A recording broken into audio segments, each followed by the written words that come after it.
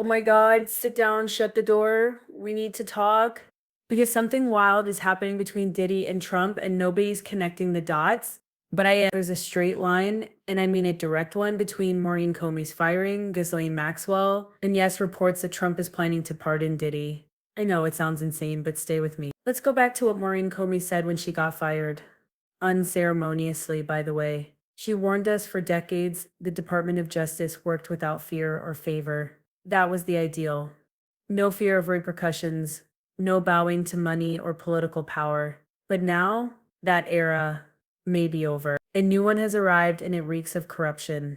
If you believe what the New York Times, New York Post, Deadline, and even TISA are reporting, we're watching the slow motion collapse of the American justice system. And if you've been following this channel, then you already know I broke this story last year.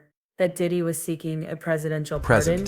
And no longer has a voice who will pursue justice for her accusation. Before mainstream media caught on. As of the Aiken against Diddy, no expansion of the investigation, no isolation orders, no equipment access, no suspension of attorney communication. Half a year ago, I told y'all. Okay.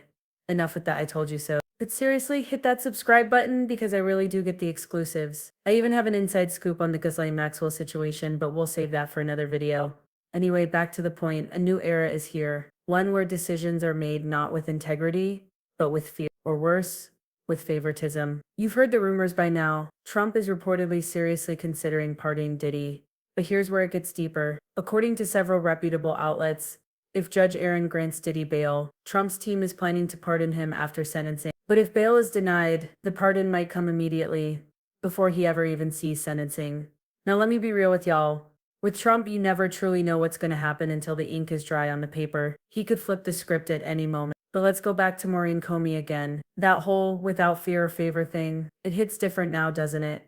Just think about this, a federal judge, weighing whether to keep someone behind bars, and not just anyone. We're talking about a man accused of horrific acts, convicted twice for sex-related crimes, and with a mountain of disturbing allegations stacking up. But now, apparently being a serial predator, beating people and manipulating the system, is no longer a roadblock, as long as you've got money, fame, and friends in high places. That's the new America, I guess. This isn't just about Diddy, but today we are talking about him, because his crimes both morally and federally deserve attention. So picture this.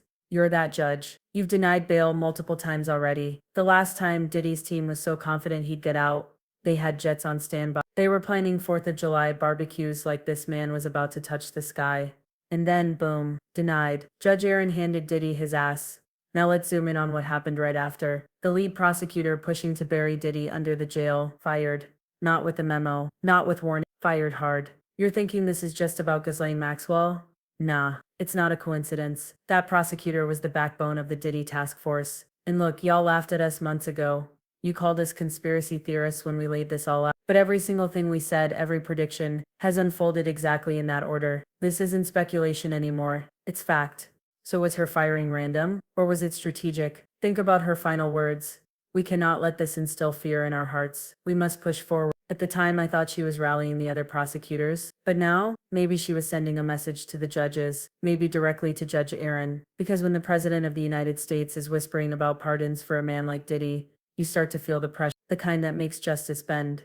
I mean, think about the position this puts Judge Aaron in. If he gives Diddy bail, it sends a clear message. Go easy on sentencing. The president is watching. And if he doesn't give bail, well, that just fast-tracks the pardon. Either way, the scales of justice are getting tipped. That's not justice without fear or favor, that's fear and favor controlling every move. And honestly, I don't care what side of the political fence you're on. Republican, Democrat, independent, whatever. If you believe in even a shred of real justice, this should make your skin crawl. Where did all the righteous outrage go? Remember when the country was screaming about putting predators behind bars? Remember when we said, no more getting away with it just because you're rich and famous? Yeah, that momentum disappeared real fast. The moment it involved someone people liked, suddenly folks are turning a blind eye, saying, well, maybe we shouldn't rush to judge. What happened to accountability? And is this not exactly what Maureen Comey was warning us about? Am I the only one seeing this train coming straight down and the no track? longer has Let's a rewind voice to who the will jury pursue situation. justice for That her alone was accusation. sheep. First they claimed they were deadlocked. As of the Aiken Couldn't reach against a Diddy, decision. They no go expansion home. of the Next morning, investigation, before they even no dropped their isolation bags, orders, they suddenly no do a full equipment 180. access, Not no guilty. suspension of Just like attorney that. communication. The charges didn't make sense. The dismissal didn't make sense. You're telling me they didn't believe the violent distribution allegations, even after watching Diddy on video drag her back to the scene like a maniac. Seriously? Now in the middle of all that mess, Diddy's back again demanding bail. And we're just supposed to pretend everything is normal?